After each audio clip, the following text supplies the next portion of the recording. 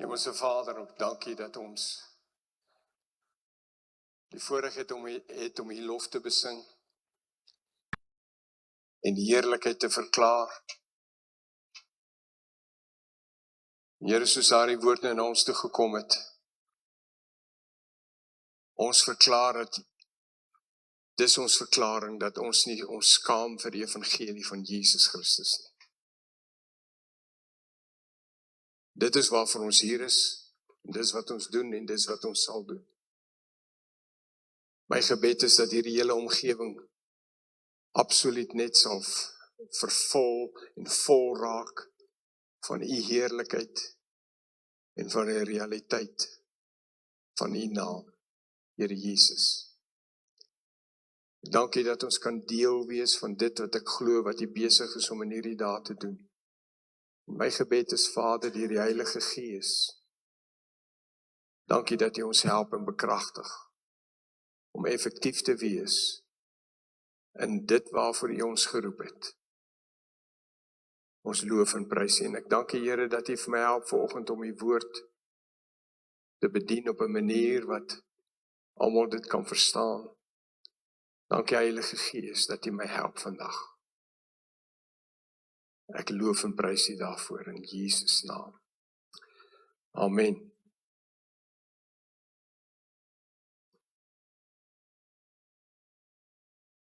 Okay. Julle het so stilletjies verdwyn. Die musiekgroep, so ek wil net vir julle sê baie dankie. Julle is awesome.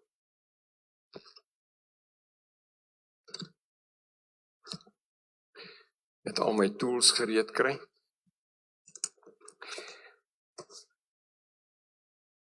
Ek wil net iets sê van volgende naweek, volgende Sondag.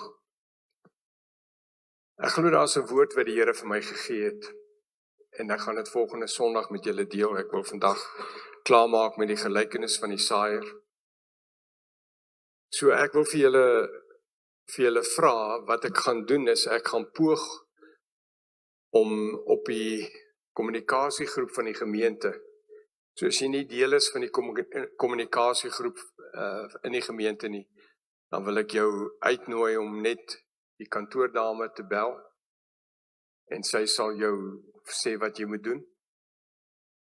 Maar ek wil graag hê dat die van julle wat wil, sal gaan luister na dit wat ek daar gaan post weer. Dis Jannie Pitter was, ek dink dit was nie verlede jaar nie, ek dink 2 jaar terug was Jannie Pitter hier by ons gewees. Jannie Pitter is 'n motiveringsspreker, en hy was hier gewees, en hy het ons bedien, en hy het in die Klipkerk, het hy ook bedien. Dis eintlik as gevolg daarvan wat ons hom uitgenooi het. En dit wat hy in die Klipkerk daai tyd bedien het, was vir my 'n baie, hoe sê mens, tydelike woord gewees. En julle sal onthou wat hy toe gedoen het, is hy het gesê, die reën kom. En ons het dit begin verklaar, en ons het dit begin bely, en dit verklaar. En kom ek wil vir julle sê, ons word op hierdie stadium, is daar allerhande dinge wat gesê word rondom die toekoms, oor allerhande dinge. En ek sou graag hê ons moet luister na die woord, want ek gaan baie nou daarby aansluit volgende week. Ek gaan nie praat oor wat hy gepraat het nie, maar dit help ons, dit vorm 'n basis. En dit kom daarop neer, dat, die woord van die Here sê, sonder geloof is dit onmoontlik om God te behaag. Want hy wat tot God gaan, moet glo dat hy is, en 'n beloner is van die wat hom soek. So, en hy praat daaroor, hy praat oor die beginsel, en dis eintlik 'n baie goeie woord, as ek dit so kan stel, wat absoluut woord gebaseer is. Okay. Nou, vanoggend wil ek met julle klaarmaak met die gelykenis van die saaier.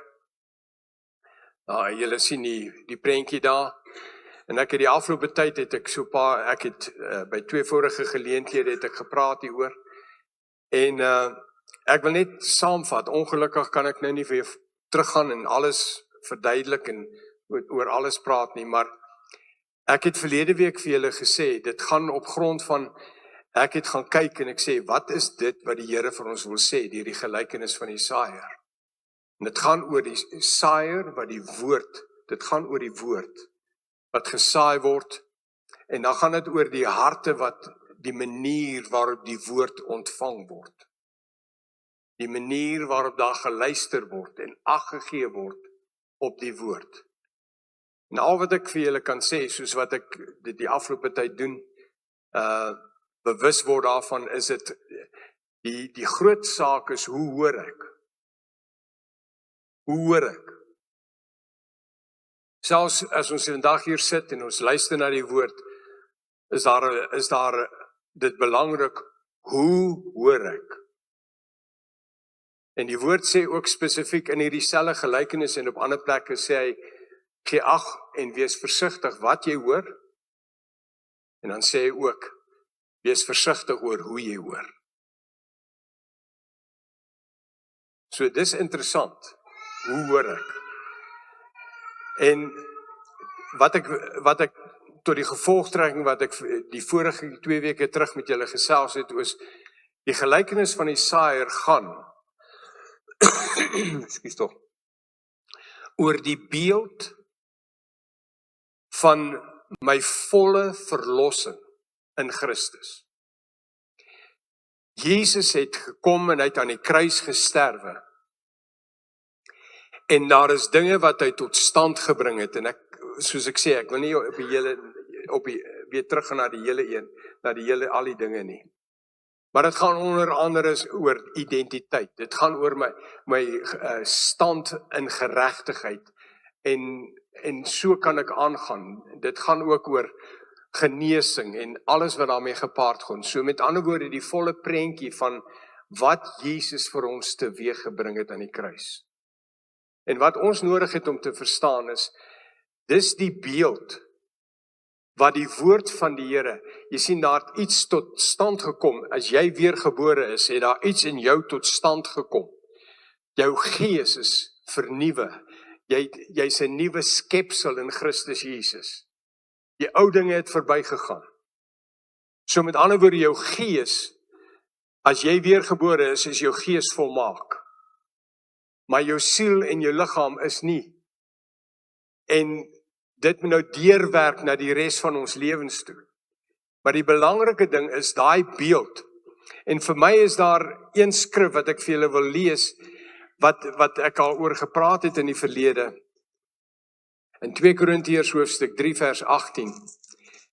Dit bly vir my so 'n belangrike skrifgedeelte, en as ek nou praat van hierdie beeld, wat in ons is, en daardie beeld, moet nou, ek wil amper sê, dit moet gerealiseer word, die volheid van dit wat Christus teweeggebring het in my en jou lewe. En dit moet nou uitgewerk word, as ek dit so kan sê, sodat ons op die einde van die dag sal lyk en optree soos Jesus. 2 Korintiërs 3 vers 18 sê, en terwyl ons met onbedekte gesig, met ander woorde,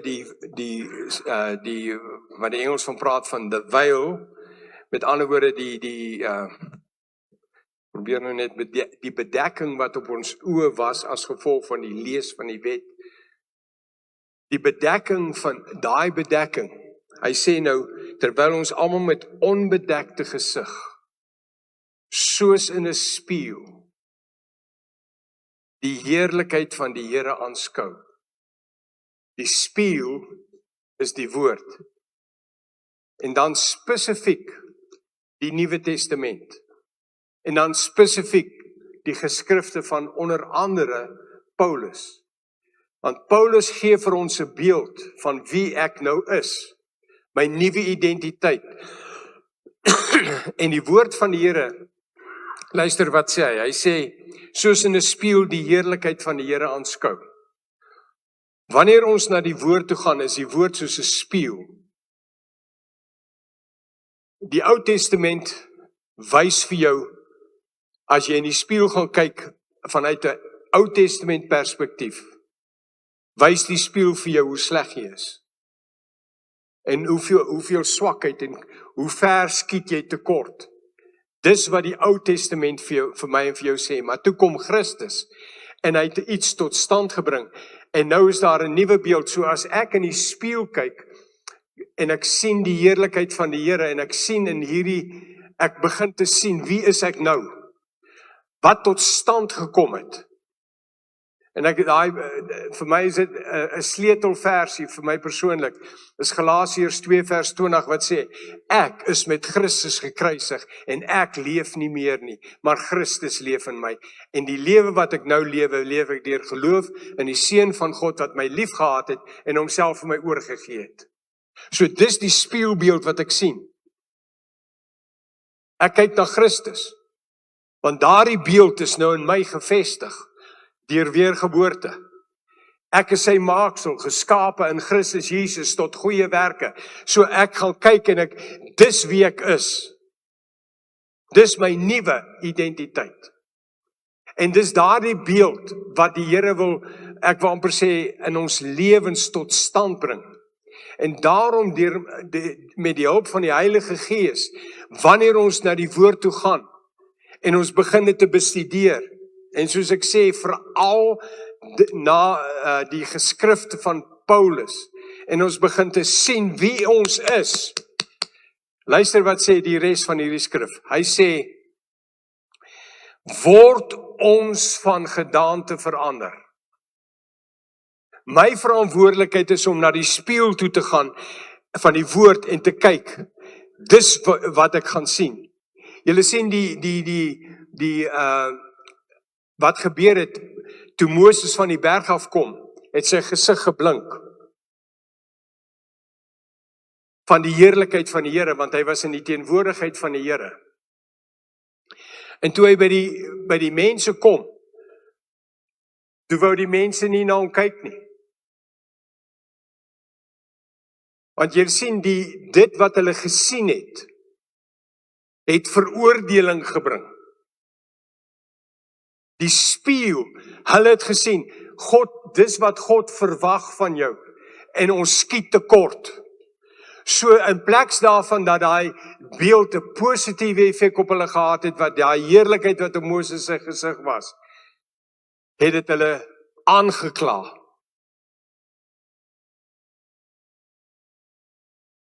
En as jy die woord van die Here lees en al wat jy daar uitbring is veroordeling en aanklag, met ander woorde, jy doen nie dit nie, jy is nie dit nie, jy is nie dit nie, you're missing it. In die heel eerste plek, nou dit gaan onder andere oor die feit dat die woord sê, ons is sy maaksel geskape in Christus Jesus, tot goeie werke, wat God voorberei het, sodat ons daarin kan wandel. So die werke kom as gevolg van hierdie nuwe maaksel. Dit kom nie om hierdie nuwe maaksel te vestig nie. Dit kom as gevolg van hierdie nuwe maaksel. En daarom is hierdie beeld wat hierna van gepraat word. Hy sê, terwyl ons almal met onbedekte gesig soos in 'n spieël die heerlikheid van die Here aanskou, word ons van gedaante verander na dieselfde beeld. So daar's 'n proses. En hy sê, word ons na dieselfde beeld van heerlikheid tot heerlikheid as deur die Heilige Gees. Die Heilige Gees, hy help ons om daai beeld wat ons daar sien, hier in ons te vestig. Dis waarom ek sê, dis wat die woord en die Gees doen.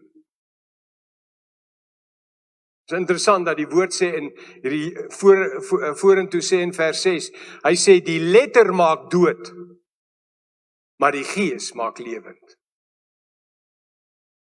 Die letter van die woord maak dood, maar die Heilige Gees maak dit lewend.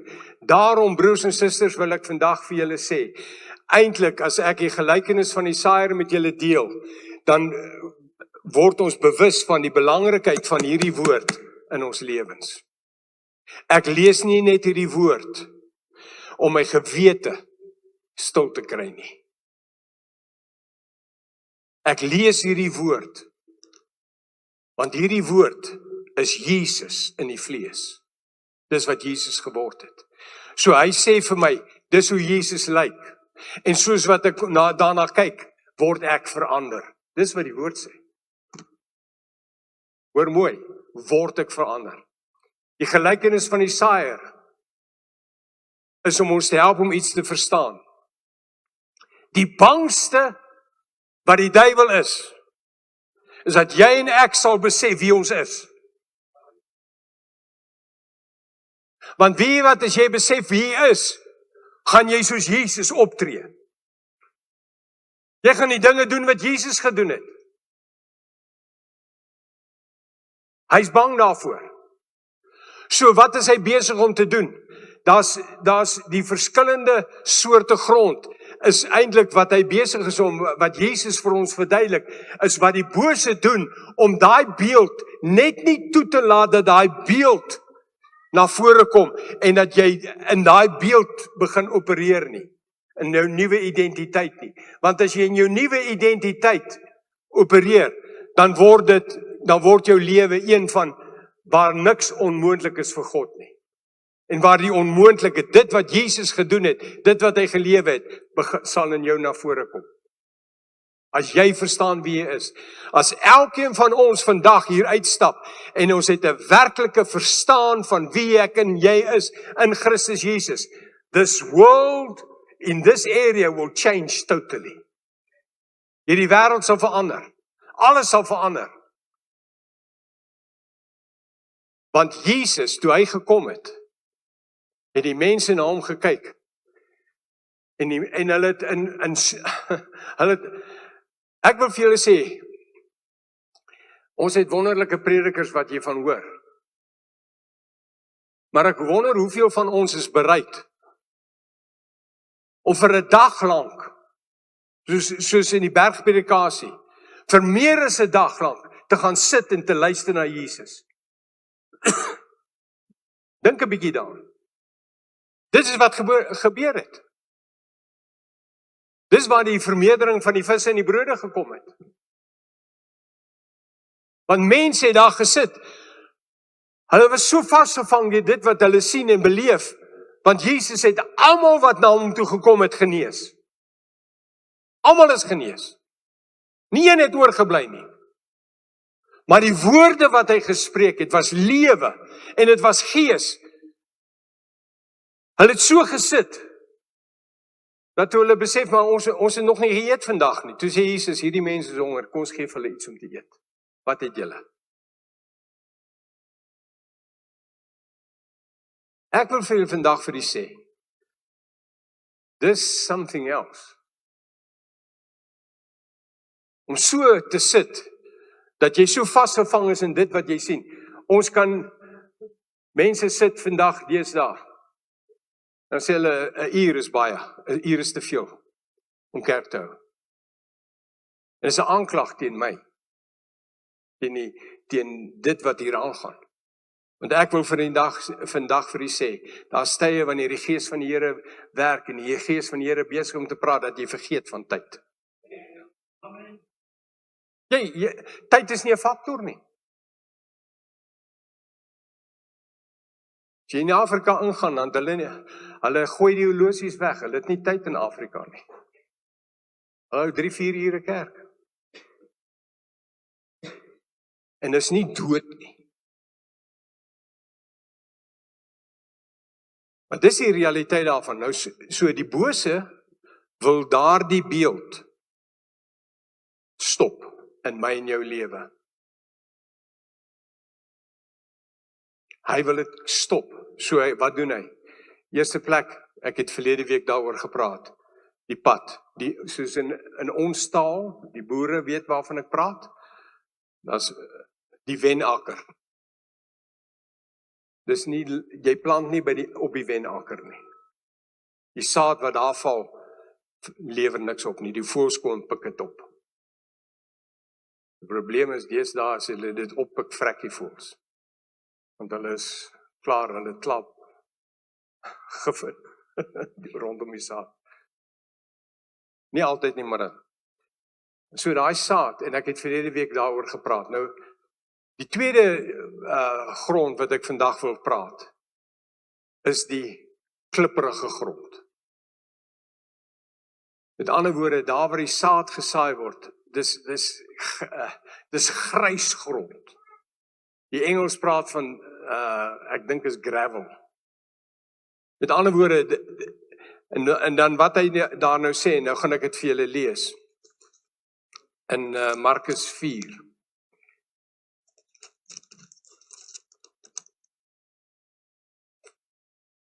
Vers 16, net so ook is hulle by wie op rotsagtige plekke gesaai word, wat as hulle die woord hoor, dit dadelik met blydskap aanneem. Hoeveel keer het ek en jy al 'n woord gehoor, en ons sê, wow, dit was 'n goeie woord. Maar daai woord, ek het dit gehoor, en so bietjie daarna geluister en aandag daaraan gegee, en toe dit neergesit en gesê, nee wag, ek soek nou iets anders. Pleks daarvan dat ek hierdie woord partykeer toelaat, om te groei in my lewe en wortels te skiet. Die woord word met blydskap aangeneem, maar hoor net hierso, en hierso is vir my, dis vir my een van die belangrikste dinge wat ons moet verstaan, vers 17. Maar hulle het geen wortel in hulle self nie. Hulle is net vir 'n tyd. Net vir 'n tyd. En dan sê hy hierdie dinge, later, as daar verdrukking of vervolging kom, ter wille van die woord, struikel hulle dadelik. So hier is die ding.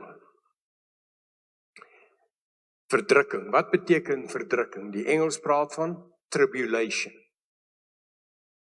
When tribulation, hulle praat van die groot verdrukking, wat die Bybel van praat ook in Openbaring. Maar oké, ons is nou nie daar nie. Ons praat van verdrukking. Wat is verdrukking? Extreme hardship. Sufferings due to pressure or circumstance. Antagonism of persons. Maar hier is die ding. Extreme hardship. Suffering due to pressure or circumstance. Wat gebruik die bose? Een van die heel eerste dinge wat die bose gebruik. Hy gebruik hardships. Pressure. Eenvoudige voorbeeld. Andries van Heerden kom hier en besoek ons, soos wat Marius en ander profete ons besoek het in die verlede. En hulle profeteer oor jou. En dan sê die Here gaan 'n nuwe ding in jou lewe doen. Die Here gaan jou omstandighede finansiëel verander. Halleluja, stap jy uit en hoop in jou hart en wow, glory! Die Here gaan die dinge verander. Hy het gesê hy gaan dit doen. En môreoggend as jy opstaan het hier, yskas gebreek.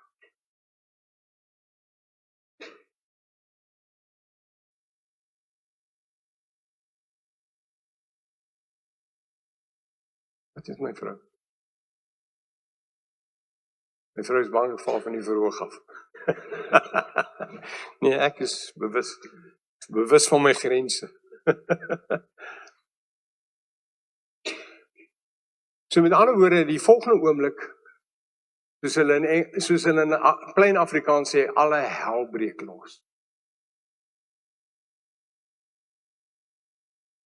Here, wat het maar iets gesê? U gaan my omstandighede verander. En nou het my omstandighede nie verander en dit het vererger.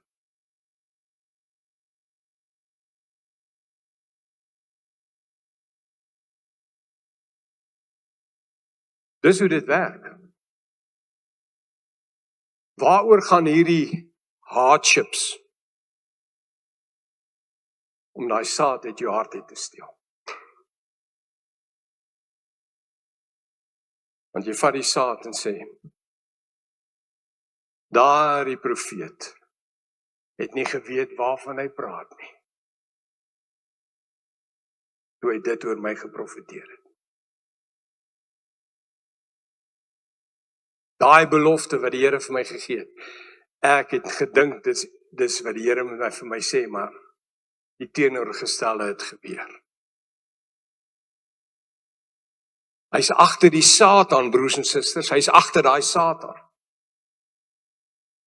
Dit's profetiese woorde wat die Here oor ons uitgespreek het, beloftes wat die Here aan my en Linus gemaak het,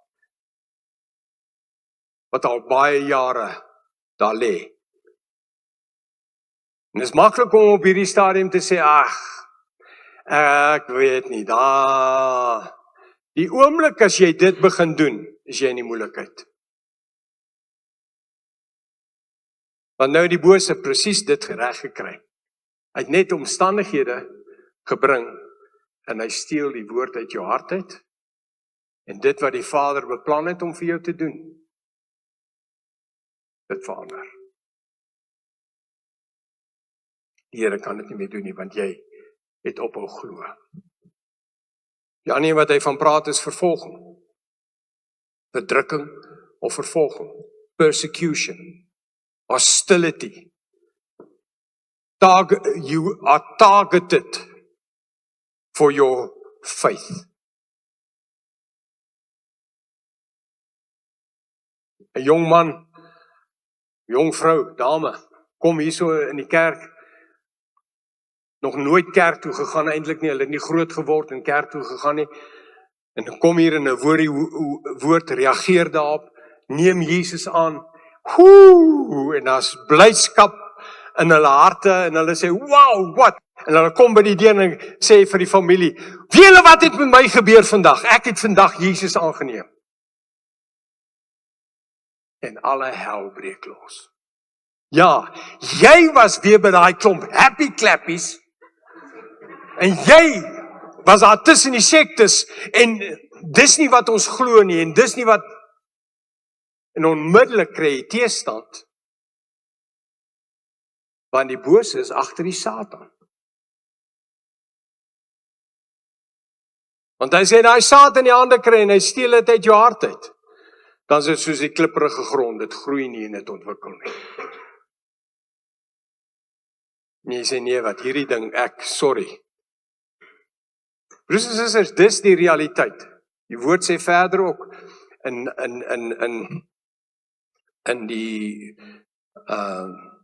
Lukas, waar hy praat van die saaier, praat hy in Lukas onder andere van temptation. Met ander woorde, versoeking.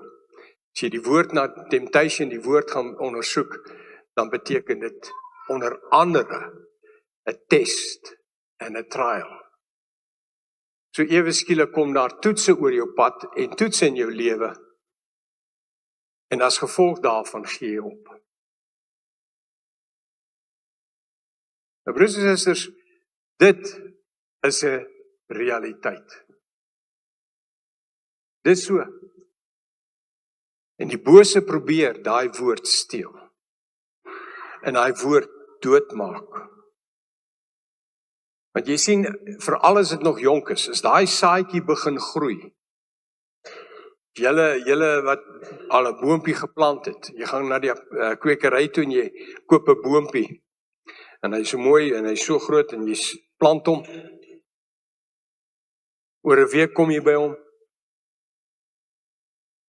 dan het al so 'n bietjie gegroei, maar as jy hom so vat en jy trek hom, dan sê hy uit. Maar gaan probeer dit doen, as daar die boompie vir 'n jaar gegroei het, 2 jaar gegroei het, dan is dit 'n ander storie. Dan het hy wortel geskiet. Die woord van God moet kans kry om in ons lewens wortel te skiet. Dit moet groei. Die enigste manier hoe ek dit groei, die enigste manier hoe ek dit reg kry, is ek gaan na die woord toe, en ek hou die woord, en as die Here vir my 'n belofte gegee het, dan begin ek daardie belofte te verklaar, daagliks. As die Here vir my 'n profetiese woord gegee het, en al die hel breek los, dan sê ek, dit is wat die Here gesê het, en dis wat ek glo. Dis wat die Here gesê het, dis wat ek glo. Dis wat die Here gesê het, dis wat ek glo. Dis wat die Here gesê het, en dis wat ek glo. Nou kom die goeters, dis wat die Here gesê het, en jy begin dit te verklaar, en jy begin dit te spreek, en jy begin dit, en op 'n dag, verander dit.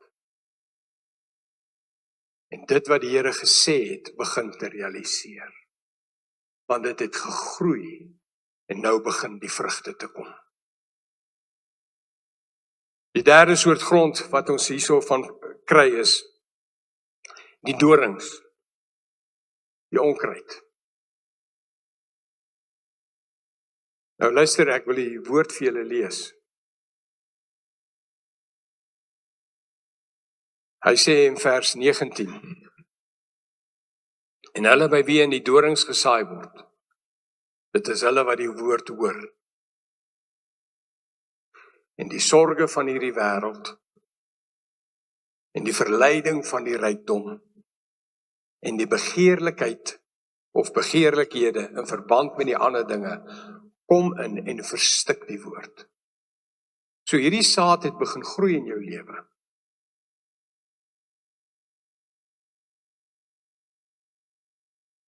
Nou lekker een om 'n bietjie te praat. Toe jy in die Here ingekom het, man, elke geleentheid wat jy gekry het, is daar net 'n teken was hierso, daar's iets aan die gang, geestelik aan die gang. Dis hoe ons was as studente. Ons is Sondag in die kerk, en in die week is ons by die kerk, maar dan hoor ons, hulle het hierdie week spesiale dienste in 'n ander gemeente, en dan is ons daar. Dan hoor ek, daar's ander dienste, en dan gaan ek daar. Hulle doen iets hierdie Saterdag, dan is ek daar. Daar's 'n honger en 'n dors in ons harte. Maar nou begin daar allerhande goeders inkruip. Die sorge, verleiding van die rykdom, genietinge. Ek ontdek, maar wag 'n bietjie, daar's dinge wat lekker is om te doen. En ewe skielik begin dit my tyd opneem. En nou gaan my tyd daarin.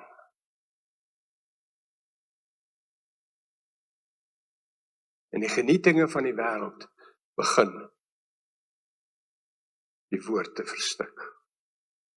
En nou was ek aan die brand vir die Here.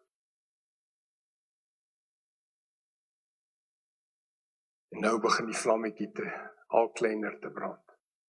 Want ek is besig met ander dinge. Jy sien, kom ek wil vir julle sê, een van die groot dinge wat hy hier sê, is die sorge van die lewe. Die sorge van die lewe, broers en susters.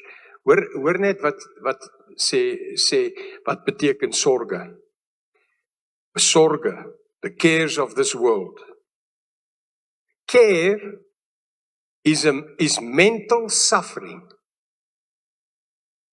Care is mental suffering. Weet nie hoe met in Afrikaans te sê nie. Met ander woorde, hierdie goed is op jou mind. Ek weet, daar's goeders wat baie keer gebeur, met almal van ons. Dinge wat ek ervaar.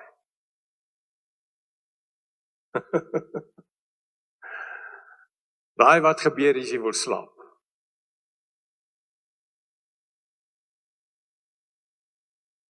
En die ergste is, wat gaan gebeur?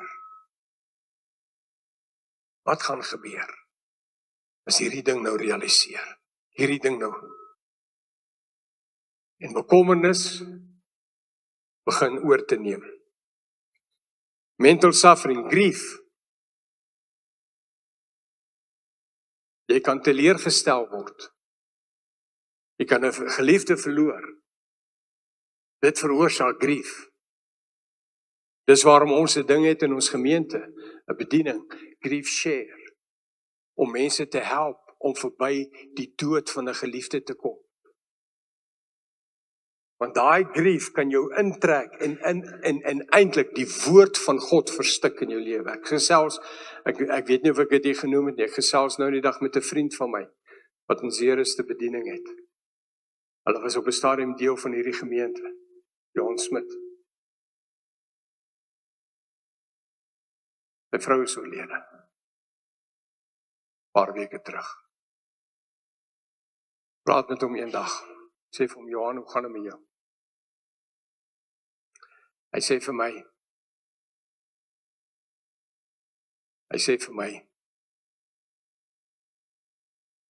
soos normaal was dit vir hom sleg geweest, want hy is ewe skielik alleenig in die bediening ook. Hy sê net terwyl hy eendag sit en voor die Here en hy sit net en hy is besig met die Here. En die Here sê vir hom, Johan, wees bly, jou vrou is by my. En hy besef, wag eens, my vrou is by Jesus. Sy het volkomenheid van vrede en vreugde. Wow! Hy sê, dit het sommer net alles verander. Hy het begin daarop fokus. My vrou is by die Here. Dis wat grief doen. Oppression of the mind. Dis deel van care. Weighed down by responsibility. Broers en susters, daar's 'n woord van die Here. Ek werk daaraan in my eie lewe. Ek is met julle baie eerlik. Dit is my 'n challenge. Ek is met julle eerlik. Hy sê in Filippense 4 vers 6, luister hierna. Wees oor niks besorg nie. Ha! Julle wat beteken niks? Julle al ooit die definisie gehoor van niks? Niks. Ek wil nou stout wees. My vrou mag nie oor dit hoor nie. Daar's 'n erge woord, maar ek wil amper dit gebruik. Boggerol. Dit beteken niks. Niks is niks. Wees oor niks besorg nie. Dan gaan ek in die aand bed toe, dan weet ek nou hierdie ding is in my mind. Dan sê ek, Here, U woord sê vir my, wees oor niks besorg nie. Hoor nou wat sê 1 Petrus 5 vers 7. Hy sê, werp al julle bekommernis op hom, want hy sorg vir jou.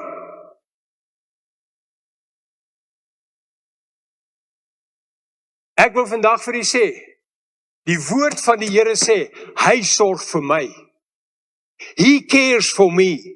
As ek aan hom behoort, neem hy neem die verantwoordelikheid om vir my te sorg, so ek kan na hom toe gaan en sê, Here, dis wat u sê, u sorg vir my.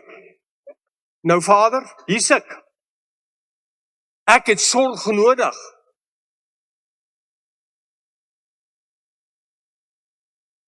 Wees oor niks besorg nie.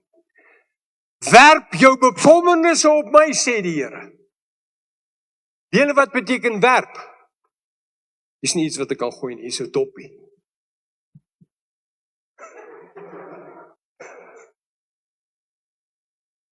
Ek het hom nou net gewerp op my vrou. Dit beteken ek het nie meer die doppie nie.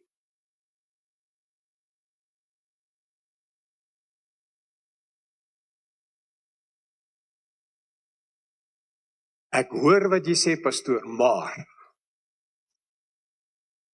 jy is nie in my skoene nie. Die Here sê nie daar, werp jou bekommernis op my. Hy sê, werp dit op my. Nie saak oor wie of wat nie. Geld vir elkeen van ons. Want jy sien, nou jy kan dit so net sê, okay, werp, maar hy gaan verder, hy sê, laat julle begeertes en alles deur gebed en smeking met danksegging bekend word by God. Nooit die danksegging vergeet nie. Begin daar en sê, Here, okay, ek het dit en ek begin dankbaar te wees. En dan gaan jy na die Here toe en sê, Here, hier is my situasie. Wat sê jy vir my? Want jy sê vir my, ek moet nie bekommerd wees daaroor nie. So ek kan nog baie daaroor sê. Maar ek wil by die ander twee dinge uitkom. Hy sê, die verleiding van die rykdom. Nou ek kan baie daaroor sê. Al wat ek vandag wil sê, broers en susters, daar's 'n verleiding in rykdom.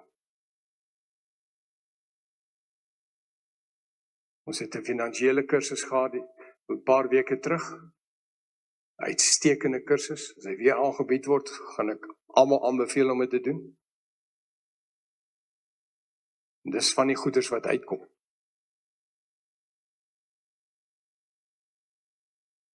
Ons moet verstaan.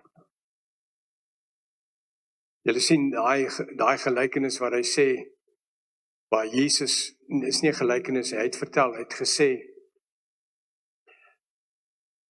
dat hy het met hierdie jong man gepraat, wat 'n hart vir die Here gehad het. Toe sê hy, Here, ek doen al die dinge wat hy vir my gesê het. Toe sê hy, jy dink kort een ding, jy kom een kort, gaan verkoop alles wat jy het. Here, hoe kan jy dit vir my sê? Het omgedraai en weggestap. En in daai omstandighede het Jesus gesê, dis onmoontlik vir 'n ryk man om in die koninkryk te kom. Dis net so moeilik soos vir 'n kameel om deur die oog van 'n naald te gaan. Nou ek en jy weet, 'n kameel kan nie deur die oog van die naald gaan nie, maar wat ons nie verstaan nie en besef het nie, is dat die destydse stede het 'n muur rondom gehad. In die nag het hulle die hekke toegemaak vir die vyande, vir rowers. So die inwoners van die dorp is beskerm as gevolg van hierdie hoë mure. Maar daar was altyd mense wat laat in die dag daar aangekom het, dan kan hulle nie die groot hekke oopmaak nie. Want as hulle die groot hekke oopmaak vir die ouens wat, die Bedouines, die mense wat met kamele gewerk het en getrek het, dan kan jy nie die hekke oopmaak. Maar dan kan die rowers net so inkom. Dan kan vyande inkom net so. So toe hulle langs die hek het hulle 'n plek gemaak wat soos in 'n koepel was. Wat net groot genoeg was vir 'n kameel om deur te gaan. Op sy knieë. Maar sy goed moes afgewees het. Die bagasie moes afgewees het. Dan het hulle daardeur gegaan. Dan het hulle daardeur getrek. Die kameel het op sy knieë daardeur gegaan. Hulle het dit genoem die oog van die naald. Maar dan gaan kwalifiseer Jesus homself en sê hy, dit is moeilik vir iemand wat baie besittings het om in die koninkryk in te gaan, want dis die geneigtheid. En ek en jy sien dit in die wêreld. Want as jy nie verstaan nie, dan jy kan alles doen met geld wat jy kan, daar's so baie wat as jy 'n biljoenêr is, kan jy baie dinge doen. Dis wanneer dit maklik is om van die Here te vergeet.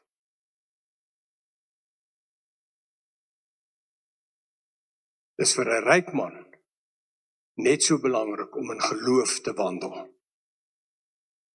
as vir 'n arm man.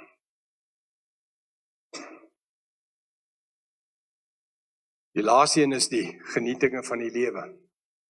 Broers en susters, ek wil vir julle sê, entertainment is die ding van die dag. Ek soek die dinge wat lekker is. Ek wil moet lekker voel as ek dit doen. En ek kan jaag daarna.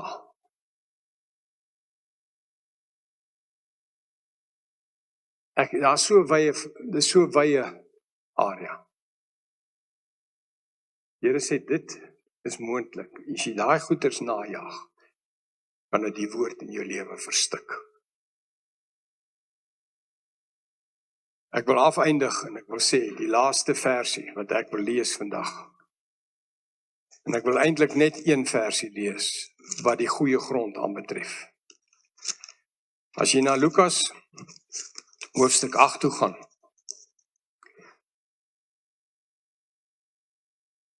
hy sê, die wat in die goeie grond val, dit is die, wat nadat hulle die woord gehoor het, die woord in 'n edel en goeie hart hou, en met volharding vrug dra. Die woordjie volharding, in die Engels is with patience, volharding is vasbyt, lankmoedigheid. As jy regtig wil iets daarvan verstaan, dink Nico dit nou die dag genoem, in Jakobus hoofstuk 1. Jakobus hoofstuk 1, hy sê, wees bly as julle in allerhande toetsinge en dinge val. Want die Here kan dit gebruik om 'n proses in jou lewe te doen. Gaan lees Jakobus 1, ons het nie nou tyd om daarin te gaan nie. En dit tref my, hy sê met volharding vrug dra. Met ander woorde, om vas te byt. Die Here, dis wat hy gesê het. Hy het vir my gesê, dit. En daarna hou ek vas. En ek hou dit, en ek hou dit, en ek hou dit. Ek dra die vrug. 30, 60, 100. Ek dink daar's 'n aspek in. Ek is versigtig as ek dit sê. Ek weet nie, ek is nie oortuig daarvan of is 100% duidelik nie. Ek het nog nie daai duidelikheid nie. Dit beteken nie 30, 60 en 100voudig, alhoewel dit kan dit beteken, dis my kapasiteit.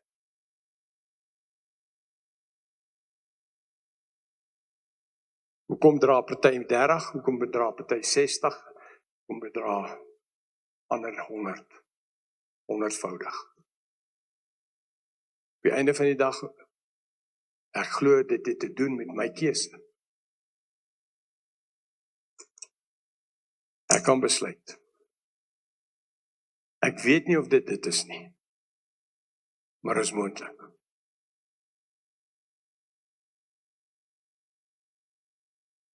Ek wil vandag vir u sê, die Here het vir sekere mense kapasiteit gegee, maar ek is baie versigtig om te sê, ons het elkeen beperkte kapasiteit, of ons het elkeen 'n persentasie.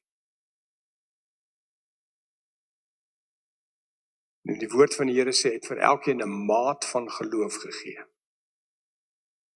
Maar ek weet van mense wat daai maat van geloof, begin toepas het, en hulle geloof het gegroei, en gegroei, en gegroei, en gegroei, en gegroei, en waar hulle begin het met 30voudig, draai al 60voudige vrug. Ek gee dit vir julle. Wat julle daarmee doen is julle voorreg. OK. Vader, dankie vir u woord. Here Jesus, dankie vir die gelykenis van die saaiër, dat ons daardeur iets kon geleer het in ons lewens. En dat dit gaan oor hoe ons hoor.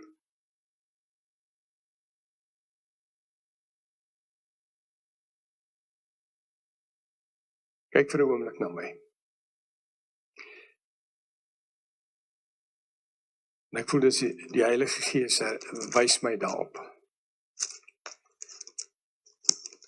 As jy gaan na Openbaring toe, ekskuus.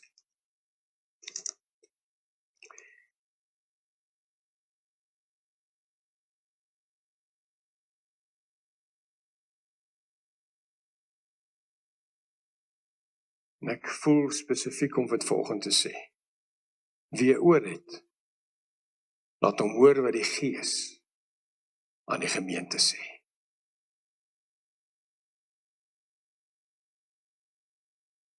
wie oor het. Die Here is besig om in hierdie dae met jou as individu, miskien met jou as 'n gesin, miskien met ons as 'n gemeente te praat.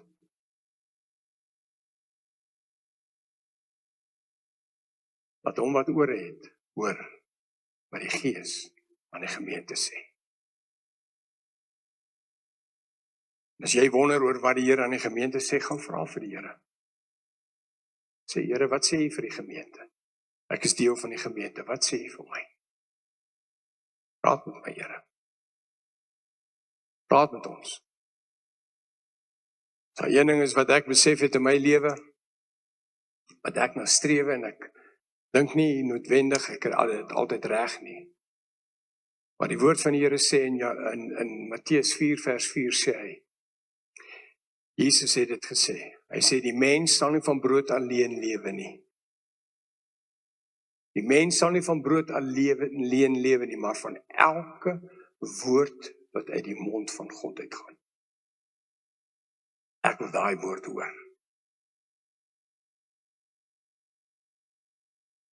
Die Here se genade was oor my en Linus. Die feit dat ek hier staan vandag, is deur sy genade, het ons sy stem gehoor, en ons het dit gehoor, stap vir stap, het die Here deur sy genade met ons gekommunikeer. Dis waarom ons hier kan wees vandag. Want ons het gepoog om te hoor wat die Gees van die Here sê, hoe enigiets anders. En die Vader bid vir sy genade, ek en jy, daai genade op ons lewens sal hê, dat ek sal lewe van elke woord wat uit die mond uit van God uitgaan. En as ek in 'n omstandigheid is die eerste ding wat ek wil weet, is sê, Here, wat sê U? Wat sê U? Wat sê die Here? En in baie gevalle, en dit wat ek nou sê, is vir mense bedoel. Baie gevalle sê die Here, as jy met hom gaan sit en luister, dan sal die Here vir jou sê, onthou jy daai tyd? Ek het met jou gepraat. Daai tyd. Dis dalk 'n jaar of 2, 3 terug. Maar die Here vir jou iets gesê het, jy het vergeet.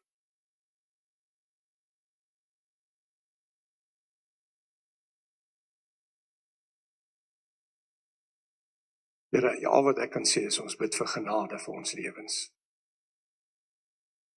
In die naam van Jesus. Terwyl ons hoofde gebuig is en ons oë toe is. Jy sit miskien mense wat vandag hier so is. Jy is vir die eerste keer hier, of jy is al 'n paar keer hier gewees.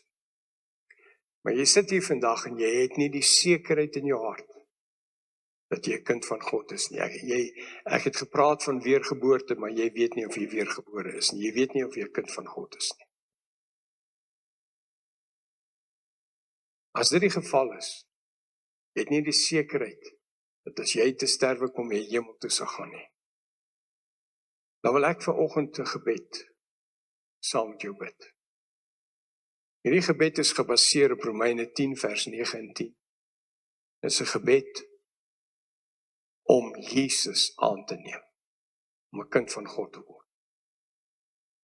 So as jy een van daai mense is, of as jy 'n persoon is wat hier is vanoggend, dan gaan ek jou uitnooi om vanoggend hierdie gebed agter my aan te bid. Hier kom die gebed, bid nie net saggies in jou gedagtes nie, bid dit saggies by jouself. Sê, Hemelse Vader, ek staan vandag voor U, net soos wat ek is. U ken my, U ken alles van my. Here, vanoggend bely ek dat ek glo dat Jesus Christus vir my sondes aan die kruis gesterf het. Ek glo dat U God Jesus uit die dood uit opgewek het en dat Jesus lewe. Vandag neem ek Jesus aan. Vandag bely ek dat Jesus is nou my Here. Terwyl ons oë gesluit is en ons oë toe is, as daar enige iemand is wat vandag hierdie gebed van die eerste keer gebid het, vir die eerste keer wil ek jou vra, steek net jou hand op. Enige iemand wat hierdie gebed vandag vir die eerste keer gebid het, is daar so iemand in die kerk vanoggend? Steek maar net jou hand op.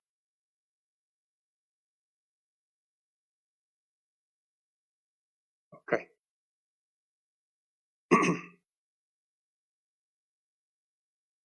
Voordat ek afsluit, enige iemand wat iets het, wat van die bedieningsouens, julle is reg. OK. Ek wil julle net seën, voordat ons uit mekaar uitgaan, en julle daaraan herinner, hier is mense hiervoor wat julle sal bedien. As jy 'n behoefte het om voorgebid te word, asseblief moenie uitstap sonder om voorgebid te word. Hier is iemand wat vir jou sal bid na die tyd. So ontvang die seën van die Here. Die Here seën jou. Die Here behoed jou en beskerm jou. Die Here se aangesig skyn oor jou. En sy genade is op jou. Sy genade beteken sy guns is op jou. Die Here verhef sy aangesig oor jou. En die Here gee vir jou vrede. Gaan in daardie vrede. In Jesus naam. En almal sê, Amen. Here seën julle.